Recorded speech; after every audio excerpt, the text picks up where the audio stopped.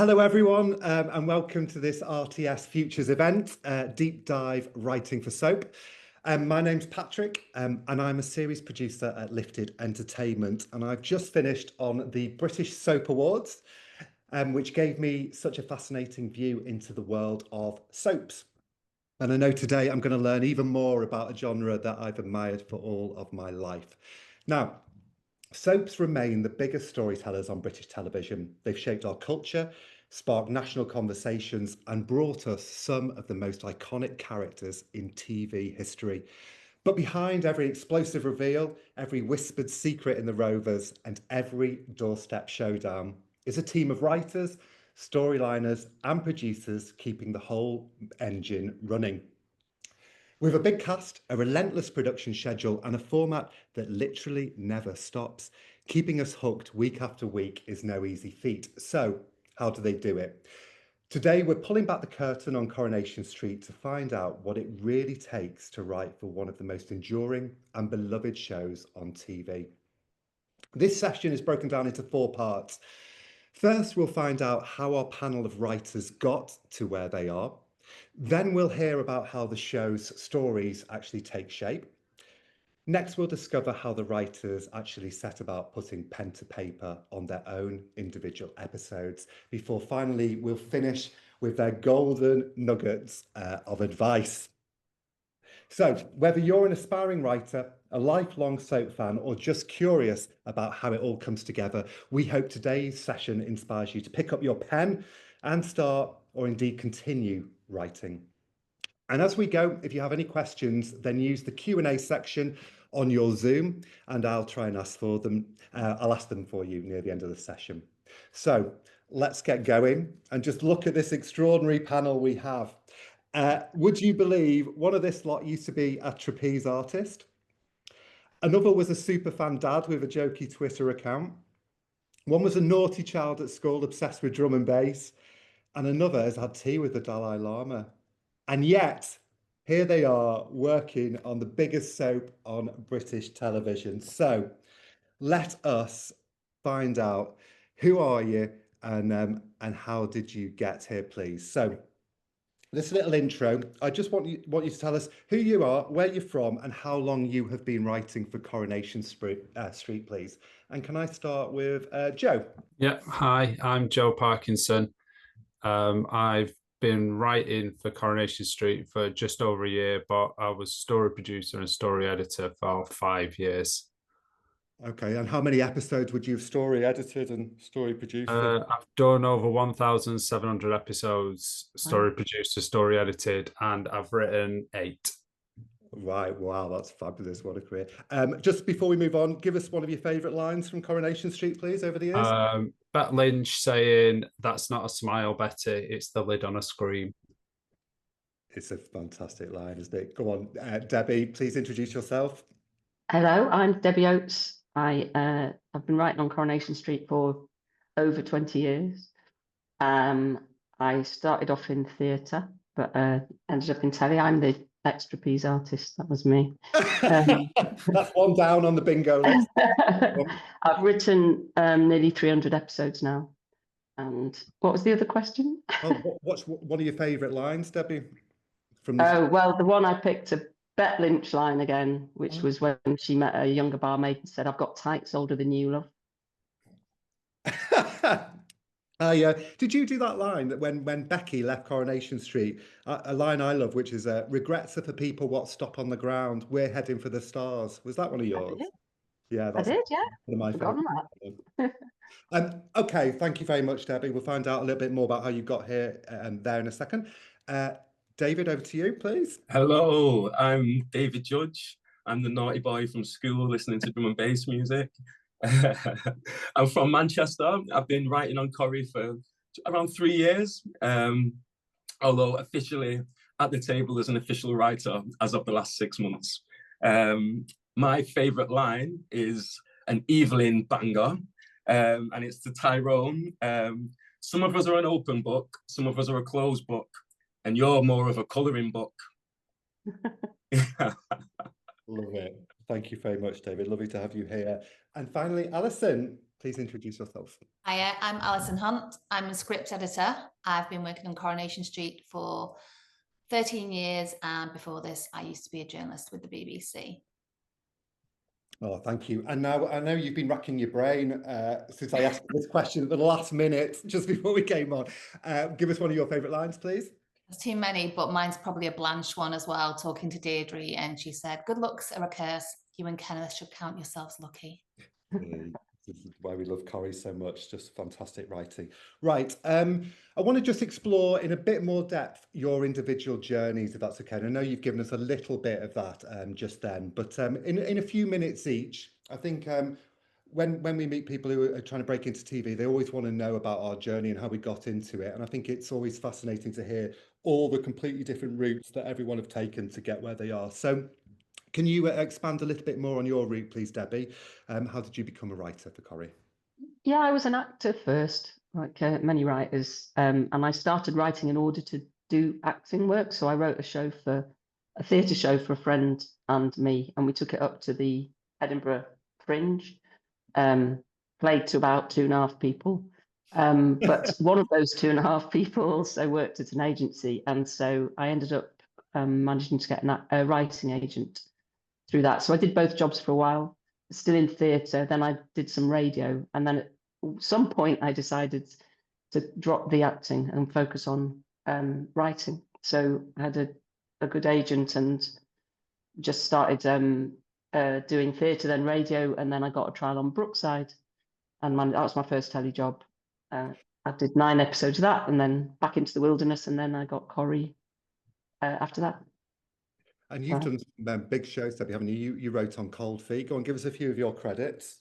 Yeah, Cold Feet. I've done. I mean, one of the great things about writing on a soap is that you do have space if you want to take it to do other development or other shows. So Cold Feet, back in the day, did Fat Friends, Robin Hood. There's a show called Medici that's on Netflix. Did a bit of that. I co-write with Ian Kershaw as well, so we write individually but also together. And Ian Kershaw is another fabulous writer for Coronation Street, isn't he? That's right, yeah. So yeah, so we co-write. Cold Feet was the 2 of us, and we also write individually. So Fat Friends I did on my own, Robin Hood as well. So there's others, but I haven't got my CV handy. Yeah, I've got a rubbish memory. IMDb, don't you, to work out what you remember what you did.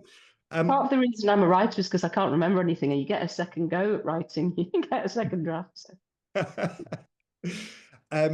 David, can you expand on your story to how you got here, please? Yeah, similar to Debbie, I started off as an actor, working in theatre. It was about 20 years ago. But always involved in story and storytelling in some kind of way, whether that be kind of the music scene, emceeing, and bleeding into kind of poetry, spoken word. And I suppose around 10 years into being a frustrated actor, I started exploring spoken word and performing that on the scene in Manchester. And just from really encouraging people who ran theatres, people who had the abilities to give me the chance to tell stories, start finding funding and telling you that your poems are more than poems. They might be stories with characters and nuances. And so I ended up being encouraged to write my first play, which wasn't for a prize. It wasn't for a commission for a theatre. It was just to see if I had a play in me and if I enjoyed it. I kind of got the mad bug for storytelling, for creating characters and completing something, for creating something and completing something. And then I eventually was commissioned properly to write a play for a proper theatre with a proper tour. And I wrote a story about my life, about my father, who was a working class guy from Wythenshawe, raising a young, fat, mixed race lad in the late 90s in Manchester. And this play kind of got seen by many. It toured the country and ended up on Sky Arts. And luckily for me, a good friend, Lindsay Williams, who saw the play and got Corrie to look at it. And from there, I was asked to write a trial episode. That was a long time ago. That trial episode didn't actually get me into Corrie, but it got me around the Original Voices campaign. So I think a year afterwards, I was invited back to Coronation Street through the Original Voices, and here I am now. Yeah. Oh, and that play was called Spark Plug, is It that right? was, yeah, spark plug. Yeah, because my dad was always building cars, and he'd always give me the spark plug of the engine to clean. So, yeah, it was quite a touching. I love your spoken word poetry. Like, Bring Back Robin Hood. Okay. You can find on YouTube. It was brilliant stuff. All right, thank you so much, David. Really appreciate it. Joe Parkinson, you kind of got it more of a story team route, but if we go further back, go on, tell us what you were up to. Well, I come from Salford, and it was a terrace street, which is roughly the size of Coronation Street. So I was always an obsessed fan, and I used to get looked after by my grandma because my mum worked nights. So I obsessively watched it for years. But the route I took was I learned to play the guitar and played in various bands around Manchester for about 10 years. And then when that stopped, because I had a child that I was looking after, I thought I'd try my hand at writing. So I started a Twitter character called Brenda, who used to work at the cab office in Streetcars. She'd been mentioned. I think Jonathan Harvey said he created the character, but she was never seen. So I created a Twitter account and got like 13,000 followers, including a lot of the cast. And then one of the cast approached me, Steve Hewison, who played Eddie Windass, to write him a play based on the character. So I ended up working with the then exec producer, Kieran, who used to read drafts of the play and tell me what I could and couldn't say. And that went on and got quite well reviewed. And from there, I went to workshops at ITV to storyline, went to Hollyoaks for a year, went to Emmerdale for 2 years, and then joined Coronation Street for 5 years. And so I was just basically a super fan Twitter geek, really, who used to wangle his way onto the show. And he's not found out yet, so that's good. Didn't you go on a story course with Kate Brooks and then took her out for a coffee to get some? Yeah, Kate Brooks was the story producer then. She's the producer now. And I used to email her. I mean, it wasn't stalking, but I used to email her a lot, and then ended up persuading her to meet me for a drink, and brought some custard creams, and because she mentioned she liked them. And from then, she was really helpful. Everyone's writing down custard creams. Yeah, she got me a trial at Hollyoaks, and at Hollyoaks they said nobody lasts longer than 2 weeks, and then obviously I stayed, so that was quite good. But I'd never written anything really before that play, but I just thought, well, I can write songs, so I'm sure I can write a play. Well, it's fascinating. Yeah, I'm picking up you're all lyricists in your own way, and you've all got slightly different voices, which I'm sure we'll come to more as we go, and what you bring to the show. Allison, give us your story, please, in 3 minutes. Your life story in 3 minutes. Right. Well, I was born. No. So my original career was a journalist. I was a journalist on the radio. I used to work in commercial radio across the Northwest, across many stations, and then I worked for the BBC. So that was news reading, news reporting. And obviously to do that job, you've got to love stories. Telling people's stories was what I was passionate about, and telling stories in a way in which it would kind of educate people, but inform them and just like invoke some sort of emotion, whether that was sadness, sort of, happiness. I did that for about 15 years, I think. And then had young children and decided that it was maybe the good chance to have a career change. And somebody once said to me in a very wise way that if you do a job you love, you'll never work a day for the rest of your life. And I'd always loved being a journalist, but then fell out of love with it. So I just sat and thought, what else do I love? And I loved Coronation Street. So I just thought, you know what? Somebody has to work on it, don't they? There are jobs there. Somebody has to. So I definitely didn't stalk either Joe Parkinson, but I kind of did just find the name of the assistant producer at the time, who was a lady called Lou Sutton, and emailed her and sort of begged for some work experience, really, and just explained my situation, and that if there was any chance to have some work experience on the show, then I'd love it.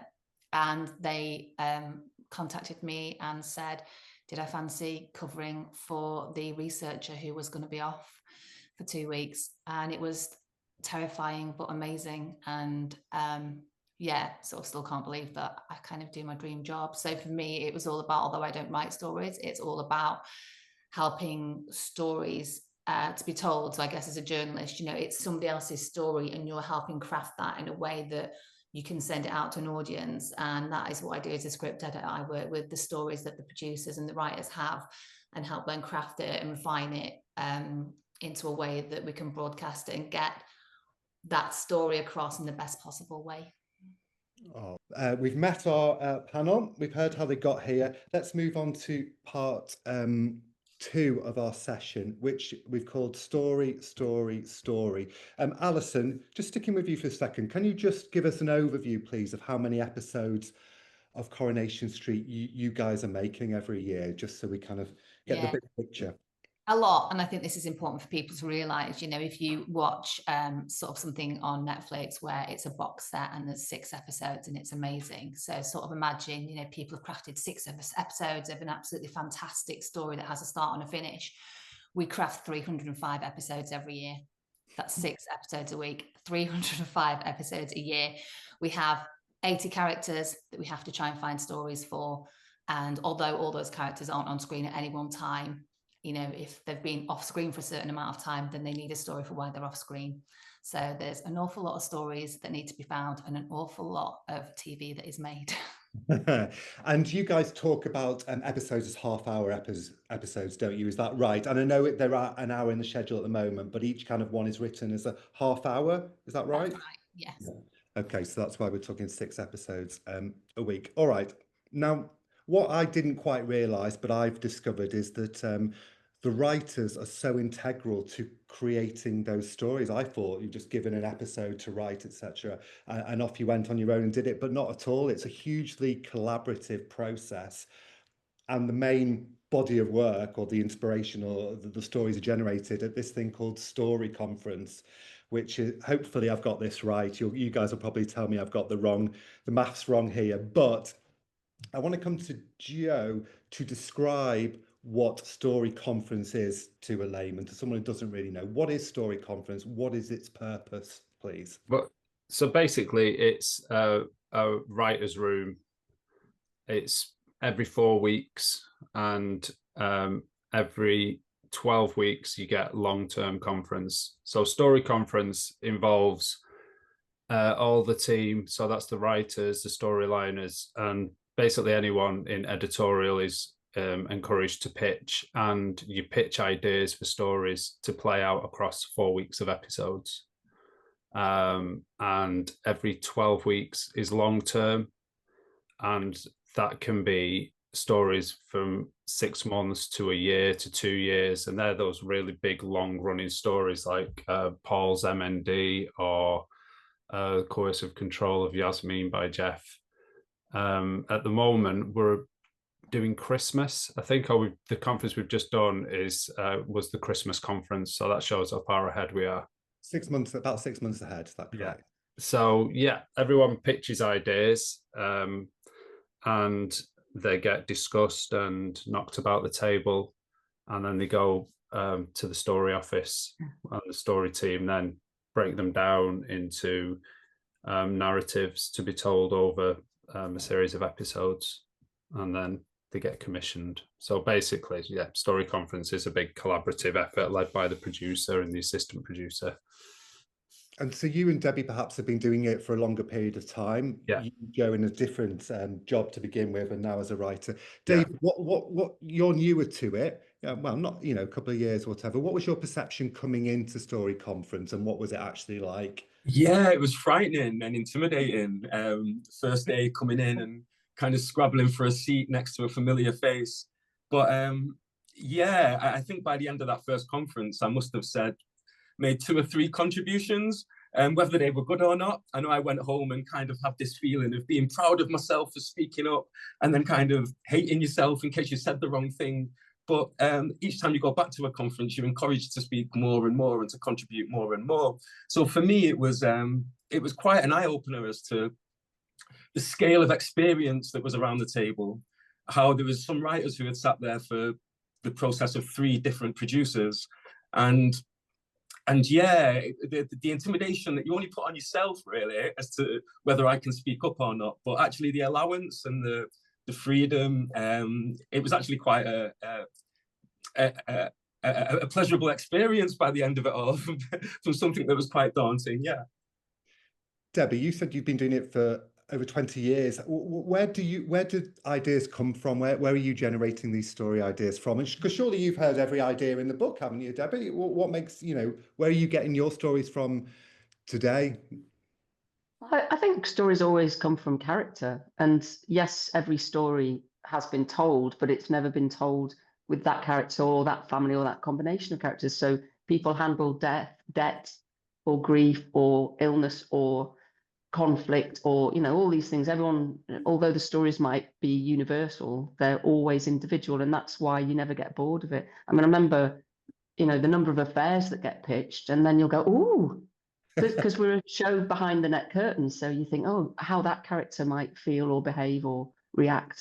It's never the same. So yeah, the ideas, people also ask where you get ideas from. Ideas are everywhere. The challenge is making ideas work on screen or in a play or whatever. So actually, the papers are full of ideas, conversations are full of ideas, your friends and family are full of ideas. Things are happening, but they have to, it's about stakes, so emotional impact. Why will an audience be interested in this character going through this particular event or emotional, reaction or whatever is what we're looking for, really. Can you give us an example? You don't have to pitch to us, but give us an example of a pitch that you've previously done and kind of how it perhaps evolved from the original. Yeah, I picked the acid attack pitch for this, to answer this question, because the process it went through. So I get together with a couple of other writers before conference, and we kick around ideas to pitch. And I picked this one because it wasn't my idea. It was Ian Kershaw came in and he said, "What about this acid attack for Daisy?" And I was a bit reticent because I was thinking, with a story like that, it can lead to a character's exit, or does that mean makeup for years? Or I had some reservations. But we decided to pitch it. We write it up between us. We give each other notes. We try and make it a shape that we all agree on. And it came to conference, and there were the same reservations going on. It felt it could be quite linear. A character who defines themselves a bit by how they look in the world, or that's important to them. They go through an awful experience. We work with charities. We then see them come to terms with accepting who they are and their new look and whatever. It felt quite linear, but then somebody in conference, and forgive me, I can't remember who, it was in part of this discussion that we're talking about, this big free-for-all that happens where people have doubts, other people have solutions. And somebody said, well, what if it was aiming at Daisy and Ryan got in the way of this?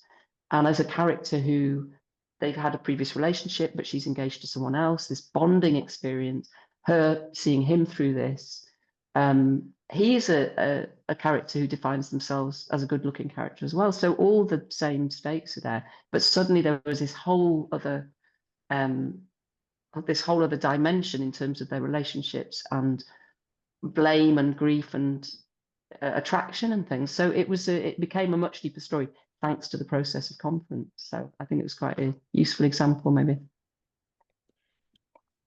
Okay, thank you. And Joe, are there any idea? What have you well, I suppose we can't talk about what you've recently pitched, but how pitch-wise, what anything you can give us over the last kind of year or so that you've brought to the conference that because were you involved in the bringing Carla and Lisa Swain together? I was, yeah.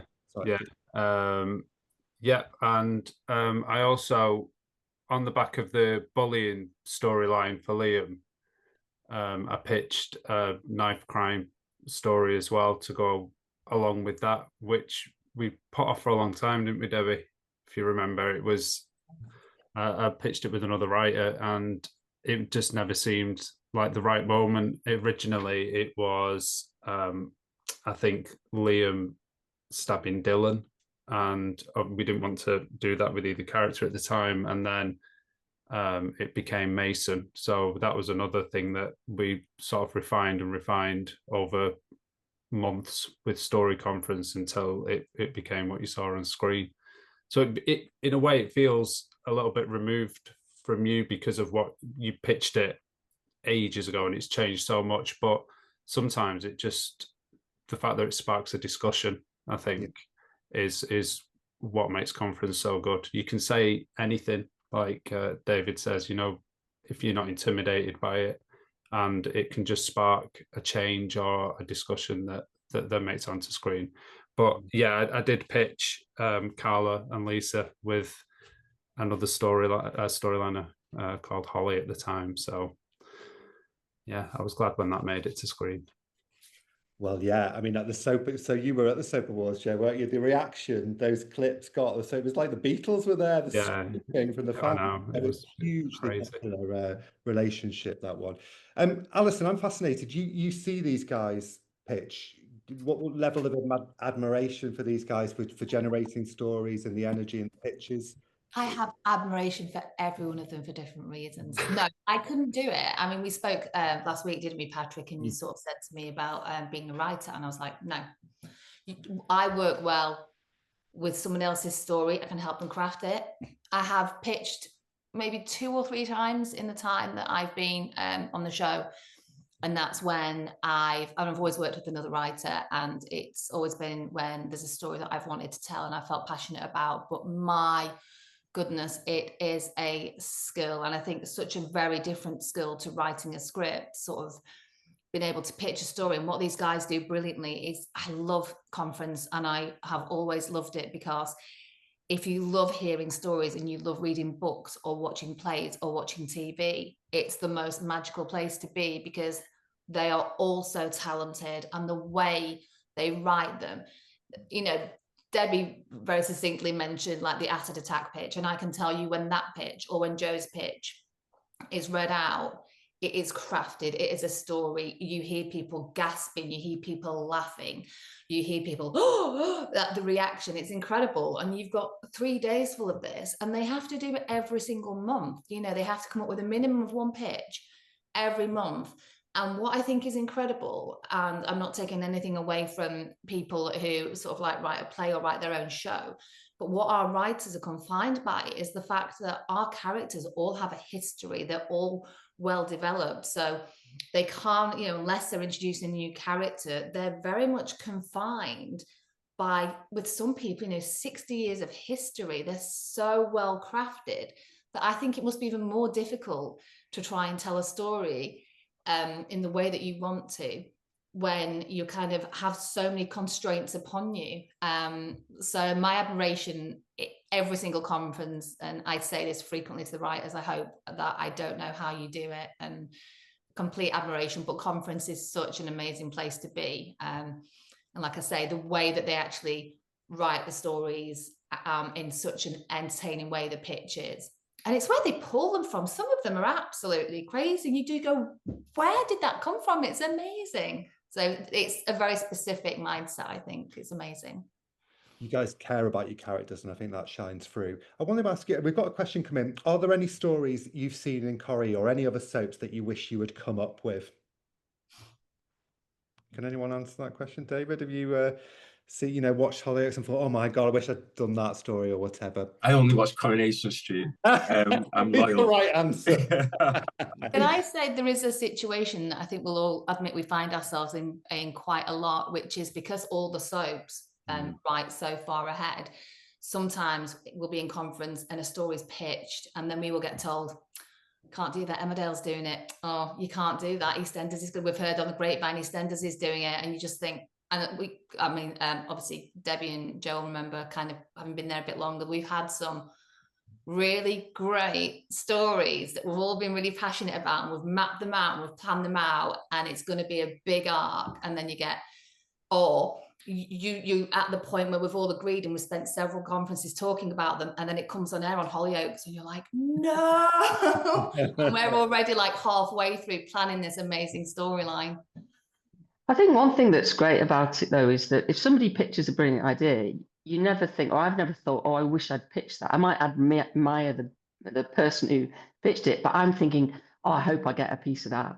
Because what we have is we get the scripts. So if it's a great story, there'll be great episodes, there'll be great scenes. And one of the things about soap is it's a genre, and the genre is heightened plot and truthful emotion. So yes, you know, we have a lot of deaths and crashes and fires and stuff, but when you zoom into the scene you're writing, it will always have that truth to it. And like, we've got some great actors, and you just know they're going to deliver great emotional stuff. So it, you know, when a fabulous story is pitched, yeah, that writer might get a, you know, a key episode, and you'll think, oh, I wish I could have got that one. But actually, we all get a piece of it, and that's why it's such a joy.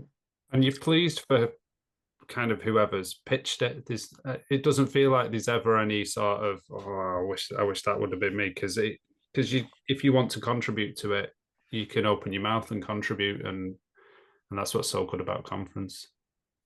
I think the same goes if you don't like one as well. Sorry, David, you go. No, yeah, it's something that I've noticed is you might have like a show that comes out on Netflix which addresses toxic masculinity or something, and you'll see all of the soaps respond to that subject in their own way.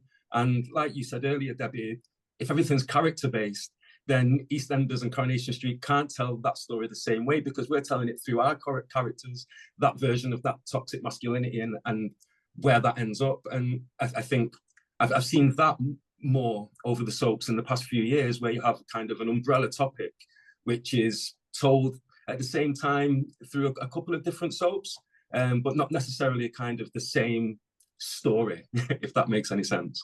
It does. Okay, so Story Conference, as well as generating new stories, you're also commissioned with specific episodes to write. So when you're all together, you're also commissioned with episodes. Joe, can you explain how the episodes are given to you and that process, and then what you literally given? Because I've got a slide of an episode from Big Doc, which I'll put up. So from the perspective of when I was story producer? No, as a writer. Oh, right. Okay. Because when you story produce, you're also involved in commissioning specific writers with specific episodes. So like Debbie says, if you've come up with a really great pitch and it's playing, more often than not, you will get the big episodes in that story. But from a writing perspective, once you get your episode sent to you, which is in that form of story beats, then you break it down into the way it'll look on screen into episodes. At the moment, that's in strands. So when you get sent your episodes, you get 5 different strands: A strand, which is your biggest strand, through to the E strand, which is a couple of scenes.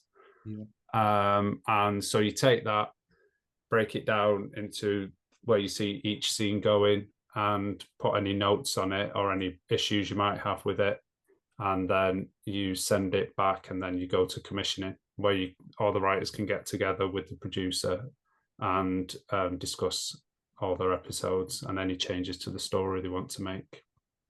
Okay, and after that conversation, you go away, you go home, and you write the episode. Yeah. Is that it? Yeah. Anything to add to that, Debbie or David? To commissioning? No, it's a tricky one, because the storyliners are very creative people. A lot of them are writers. Well, it is a writing job, so it's very detailed, the thing you get. And as a writer, part of the job is finding your way to tell that episode. And one thing that Coronation Street in particular, I think, is very generous about is you are allowed your voice and you are allowed your way. So, you know, it looks like you're being given a scene, but as Joe said, these are in strands. And if you wrote all those scenes, it wouldn't add up to an episode. You've got to work out other ways of other resonances. You might have to cross characters in ways that aren't in the storyline. You've got to find, you kind of own that episode at the end of it. So quite often what I'll do is strip out those story beats rather than look at the way it says to do it. So it's not ignoring the work that the storyliners have done, but you've got to find your way, and you are allowed to do that. So it's much more creative than I think it's sometimes perceived to be in that sense. So do you agree with that? Do you guys agree? Yeah. It's about, and also we have crossing sets, which are the Rovers, the cafe, anywhere where you can get multiple character groups into a scene, and it's really nice sort of find ways to cross the different stories together, which is when you're watching it and it'll go from the booth in the Rovers with one conversation over to the bar. That's kind of what you're doing when you do your scene breakdown, and that's the joy of it for me, I think, is because you can cross-pollinate different characters which may not interact normally, which I really enjoy. David, just looking at your room there, is this your way of your method of working? Are you mapping out episodes there with I think so, yeah. If you can see the different coloured cards just over my shoulder here. So no that's spoilers, David. We don't want to give anything away coming up for Christmas. No, that's okay. But yeah, they're color coded to the story strands, and me trying to figure out which scenes or which beats can be joined together in the same location, and what's my ad tag, what's my ep tag. So yeah, I don't work in screens and buttons. I like to have them up on the wall and have things physical that I can move around. Now, you mentioned ad tag there. I don't know. Explain what that is, please. So that's the thing that makes you come back after the advert break. So it's the final scene of the first part of the ep, and it's got to have a bit of squeeze to make sure people come back for the juice. That's a good way of putting it. Debbie, you said to me that you write a crap draft to begin with. Oh yeah. What do you mean? Well, I've got a similar process to David in that I have pin boards. I was going to show you one, but Yeah, I've got a Corrie one. And then I realised I can't show you one anyway, because if it was a Corrie one, you wouldn't be able to do. But I colour code. I use a pin board because if I use sticky things, they fall off. So similar to David. But then I literally lie on the rug here with pen and paper, and I write the whole thing from beginning to end. And then I type that in. And that's called my crap draft. And my partner is under instruction. If I die, anything called crap draft will get deleted. So there's no pressure on me for it to be even readable by another human. I've realized I write like a potter, and I just chuck a load of clay down and go, and then I start work. And that's when, looking at what I try and do that very quickly so that I can get a sense of the length of it, whether I'm way too long or too short. And then I'll strip out the strands again and I'll rebeat and look for the shape and the flow of the story, make sure that it feels like it's everything's earned, all the behaviors of the characters looked truthful, and basically that, and then make the rubbish dialogue better and eventually put it in as if I knew what I was doing. Went with it so far. Yeah, it's worked well for 20 years, I have to say. And you can tell when Debbie's first drafts come in, it's very clear that she's sort of, obviously she knows what she's doing. She's been doing it for over 20 years, but it's, for us, there's very little work that needs doing, because she's so meticulous and she thinks about it, and it's so cleverly crafted that you can tell from reading it sort of how much thought and energy and time has kind of gone into even that very first draft, even when there's going to be 2 or 3 more drafts after it. It really kind of shines through when someone's put, when they've really thought about it and crafted it. Joe, is your process similar to this? No. Go on, what's your process?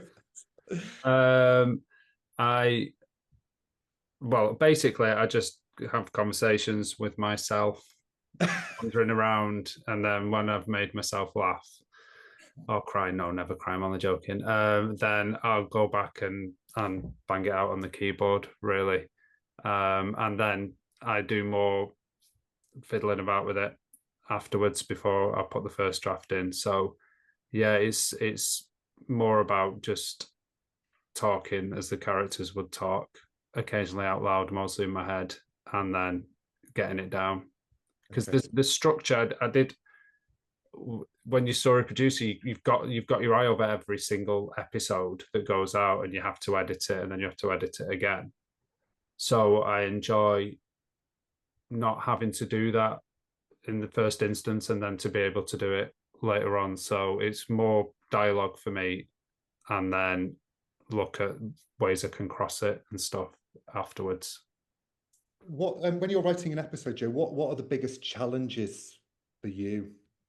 Are there certain voices that are harder to write for, or not really, no, just the deadline, really. I do tend to sort of tinker a little bit, and then And then when the deadline's looming, I go, right, I better crack on now. And then that's You're my a motivation to do procrastinator. it. You hold off until the pressure's on, and then you. Yeah, and then I just sort of manically talk to myself and then write it. But yeah, the characters are really familiar to me. The only thing is, if a new character comes in, you don't know how the other writers are writing for them, so that's quite tricky. But that's where Alison comes in, really, because she's across all of it. Call me my Sunday name, Joe Parkinson. Yeah, I will actually. I can be told It's because it says it there. Oh, okay. They'll call me Ali at work. So when Ali, it's called Alison, I feel like I'm being dragged into HR or something. Yeah, that's your naughty name, Alison.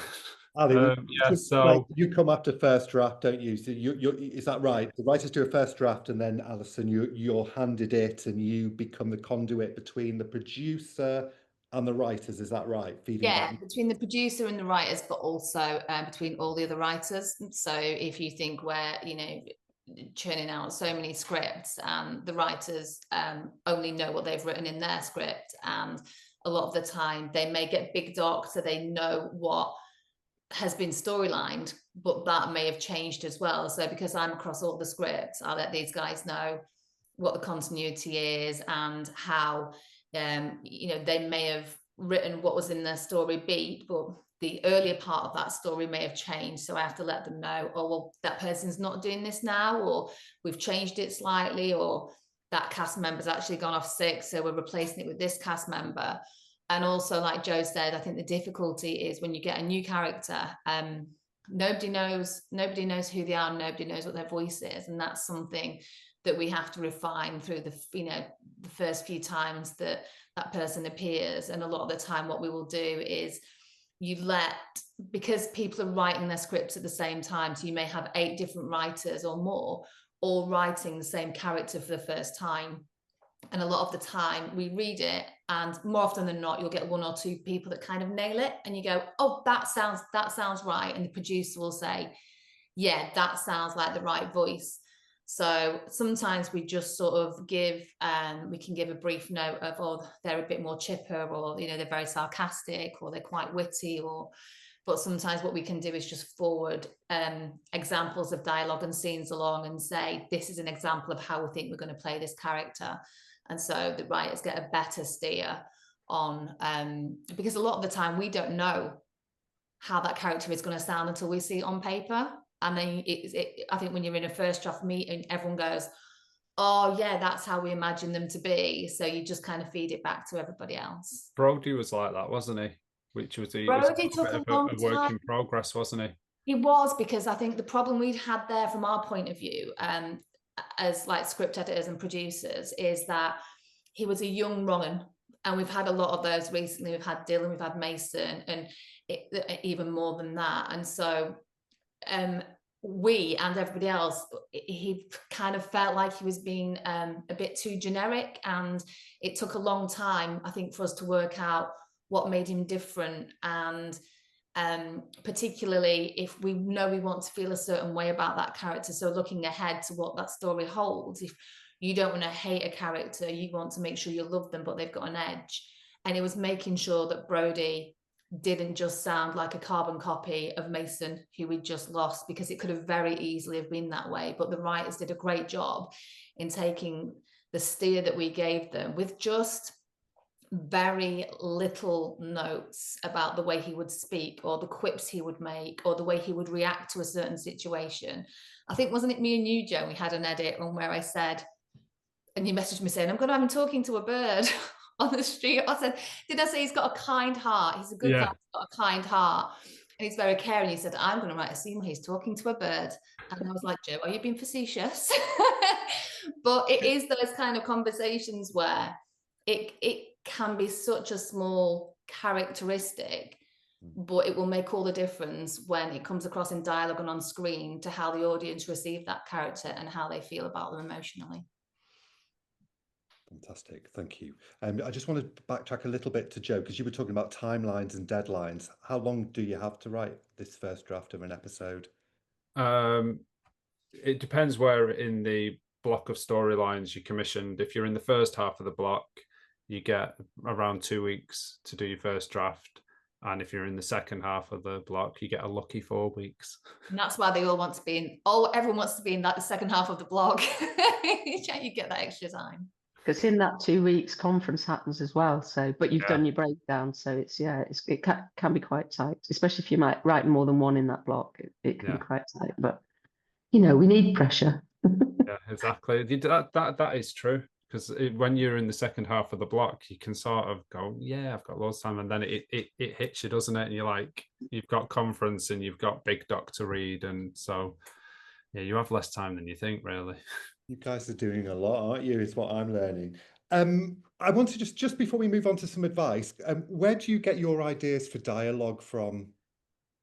David, you've got a book, haven't you? That you if you ever see David out in the market writing down, he's listening to your conversations, writing down bits. Is that right, David? Yeah, it is. I mean, I live like 50 seconds from a tram stop, so I'm constantly on public transport. And I think for me, the way I used to write, just creating characters and creating ideas for my own poetry and my own theatre.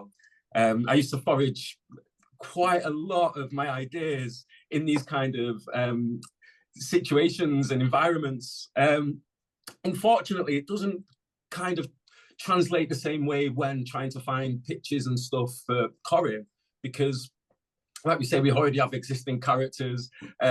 There's a lot of explicit language that I seem to forage that even just looking through my book and with my kind of shorthand writing doesn't make any sense, but it's very offensive. So I'm not sure how much of it I can share off the cuff.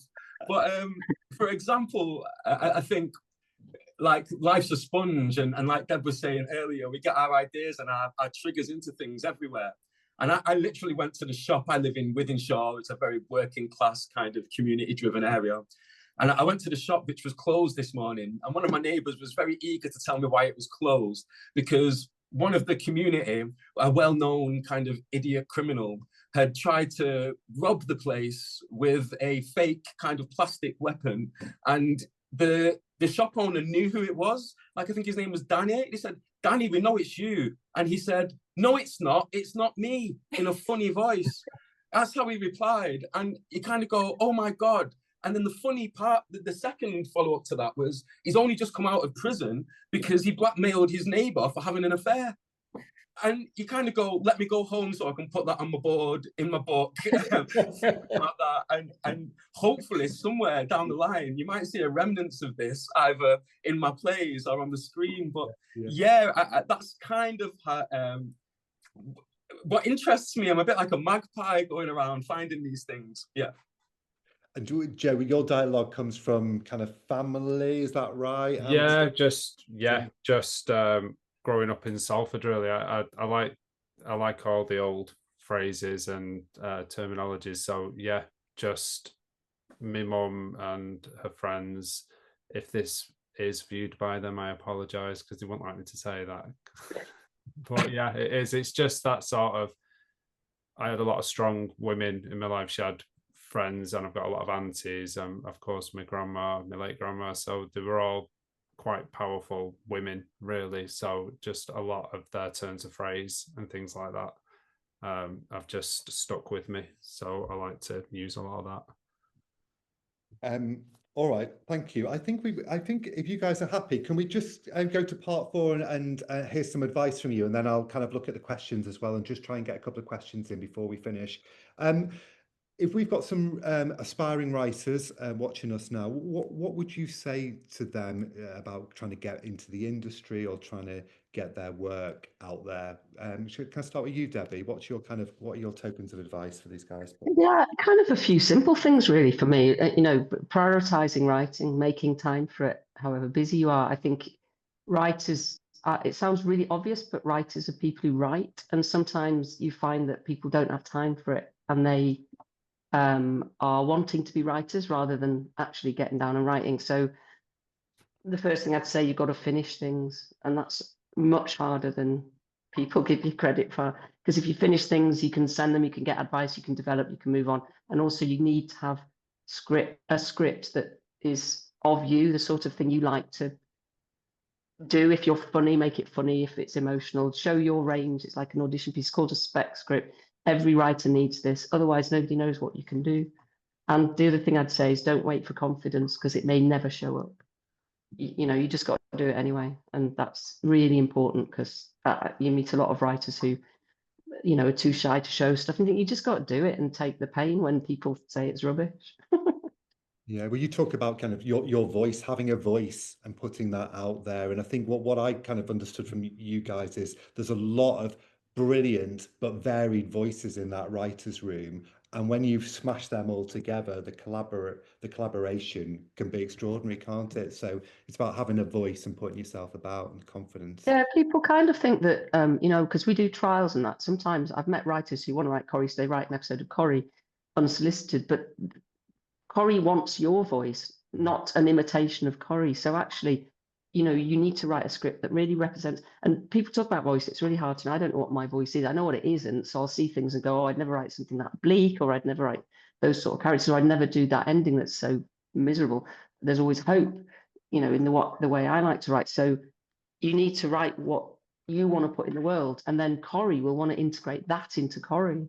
So it's really important that you write your stuff, even if it never gets made. That'll get you through doors. So has your spec script been made, Debbie? No, I've got about 6 over the years. I every now and again I write another one because there's something I want to say, and I tout it round, and I have meetings, sometimes lunch, occasionally, and then it doesn't get made. But you know, I keep trying. I'm not giving up. But it was a spec script that got me my agent. It's my agent that got me meetings. Another spec script got me credits. Credits get you jobs. There is a career structure to it, but you just have to keep writing, keep finishing things, get spec scripts, get an agent, and just, you know, you just got to persevere. It's a tough industry, really tough. But the great thing about writing is you can just carry on doing it. You don't have to wait for somebody to give you a job. You have to make time. And obviously time is expensive. So you have to, you know, you have to factor that in, and people have to eat, obviously. But if you have to write, you need to write. Find 10 minutes a day, just write. Just before, I want to ask David your bit of advice. Sorry, we didn't actually clarify how long do you get to write an episode? So it's kind of, am I right in saying it's first draft kind of 2 or 4 weeks, and then is it 3 months to write an episode? Is that correct, from start to finish? Yeah, it's 3 months because you've got several drafts. So you have, with the notes that the writers get in between, it's 3 months until it then goes into the production part. And then 6 months to screen. Okay, thank you very much. David, give us some advice, please. Yeah, I think if you know what you want, then be available for it. And it might not come through the door that you're expecting or that you've been knocking on for ages. I think like Joe and his Twitter account, and both me and Debbie starting off in theatre, and me in particular, I thought my place of telling stories was as an actor. And it was only other people telling me that I should be writing stories, and for then my personal story to be seen by Coronation Street. If I would have had to write myself an advertisement for Coronation Street, it may not have been that same story, but it was that story that Corrie saw and got me to write a trial episode. So I think if you know what it is that you want, don't be afraid to come at it sideways. Don't be afraid to do something associated with that thing, because just being in and around it is just as healthy. And it might not be as direct as you want, but you'll get there eventually. Joe, what little nuggets can you give us? Just, it sounds ridiculous, but just believe that you can do it, because it's easy to feel, maybe this is sort of the school I went to, but you were kind of pushed into doing certain things for a living, and you'd have felt ridiculous to say, as I said, I was an obsessive caravan, say, you know, I'd like to write for Coronation Street, or I'd like to be a writer. And it can kind of seem unattainable, but it isn't. But you do need to put the work in, and like Debbie says, just write. I remember asking Jonathan Harvey years before I worked on Corrie, and I asked him for advice, and he just said, just write, because most people who want to be writers don't actually write. They just sort of see it as something that they'd like to do, but don't actually do it. So yeah, it's right, and believe that you can make a living doing it, because people do. and that's a good thing, and there's no bad thing in believing that you can do it. But if someone had said that to you 20 years ago, would you have gone, I'm not good as a I'd have probably just thought, that's just crazy. Yeah. I'm going to play my guitar. Okay, and Alison, can you give us some advice, please, for things that you've learned? I think just what people are doing today by watching this, and it's sort of, I think, talk to as many different writers as you can and people who are doing what you want to do and hear about their journey into it, because I think it's, you know, very easy to sit back and think, well, they've had a lucky break, or, you know, or they're just better than me, or they do this, that, and the other. And I think the more you hear about other people's stories and how it's, you know, what it's taken them and the knockbacks that they've had, or the surprising journey that they've had into it, I think it can give people more hope and incentive and just that bit of motivation to keep pushing and keep trying. Because like David sort of said, you don't know what door is going to open, and you don't know what your pathway in is going to be. It might be completely unexpected. So yeah, just try and remember that if you're getting rejection or it feels hopeless at times, that I don't think anybody has had an easy journey or a predictable journey into this job. Yeah. Right. Well, thank you all. Buy custard creams. I was thinking that. Stalk people. Stalk people, buy them custard creams, do a crap draft. Yeah, everyone's open to bribery. Keep on going. It's always keep on going, isn't it? It's always work hard, be passionate, get yourself about. You never know when that opportunity is going to strike, do you? And it's better to be around the opportunity. That's what I always think in TV. We're kind of running out of time, but I wanted to say thank you so much to you all. It's fascinating getting those insights. And to the people watching the panel, I'm sorry if I haven't, if we've missed certain things, but I'm happy to send you individual emails to any of those questions that we haven't done. I'll try and find out the answers to you for you and send them on. But thank you again to our panelists. We hope you've enjoyed this RTS Futures event. So please do keep an eye out. Keep an eye out for upcoming events on the RTS Futures website. And thank you for being part of today's session. And remember that with a lot of passion and a lot of hard work, great things can happen. That should be the message. So you want to be a writer, put pen to paper, and you never know, one day you too might be writing for the biggest soap on British TV. Thank you very much, everyone, and goodbye.